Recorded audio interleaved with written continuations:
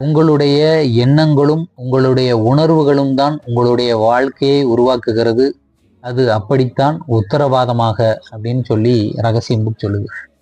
அதாவது புவியீர்ப்பு விசையோட விதி எப்படி மாறாததோ, ஒரு கல்லு மிதந்துகிட்டு இருக்குன்னு சொல்ல முடியாது. புவியீர்ப்பு விசை அதுல செயல்படலை, அதனால ஒரு கல்லு மிதந்துகிட்டு இருக்குன்னு சொல்ல முடியாது. மேலே தூக்கி போட்ட கல்லு கண்டிப்பா கீழே வந்துடும். அதே மாதிரி ஈர்ப்பு விதியும் கன கச்சிதமானது அப்படின்னு ரகசியம் புக் சொல்லுது. என்னன்னா, நம்முடைய எண்ணங்களை நாம் தான் தேர்ந்தெடுக்கிறோம், நம்முடைய உணர்வுகளை நாம் தான் உணர்கிறோம்.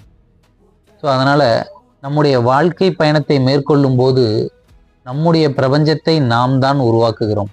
நம்ம வாழ்க்கையில ஒரு நிகழ்ச்சி வேண்டாத ஒரு நிகழ்ச்சியா நடக்குதுன்னா அதுக்கு காரணம் நம்முடைய நீடித்த எண்ணங்களின் விளைவாக அதை நாம் தான் கவர்ந்து இழுத்திருக்கிறோமோ. ஸோ இதை எப்படி மாற்றி அமைக்கிறது அப்படின்னா, நம்முடைய வாழ்க்கையில் நிகழக்கூடிய வேண்டாத நிகழ்வுகளை கூட நம்மால் மாற்றி அமைக்கக்கூடிய பெரும் சக்தி நம்மிடம் இருக்கிறது. எப்படின்னா, அந்த எண்ணம் நம்ம வாழ்க்கையில ஒரு விளைவை ஏற்படுத்திருச்சு, அதை திறந்த மனதுடன் அணுக வேண்டும்னு சொல்லுது ரகசியம் புக்.